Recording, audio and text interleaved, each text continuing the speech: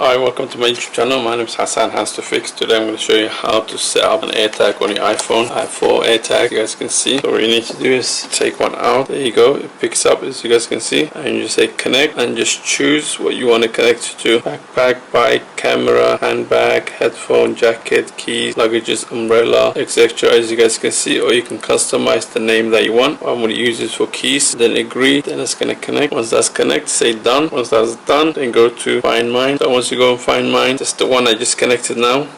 So if, say for example, I put it somewhere over there away from the screen, say I put it around here, so the screen can just pick up, and say I lost it, for example, obviously it's just there, but so you just click on the name. This feature is only on iPhone 11 and upward. I've got iPhone 6s, it doesn't have this feature. You guys can see it's only got making the noise and location. That's all it's got. So once you click find, I just need to locate.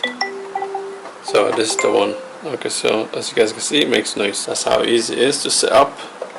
And if you want to change the name, you just scroll down, lift this up, rename item, and you can just change your name from there. If you guys find this helpful, subscribe to my YouTube channel and give me a thumbs up.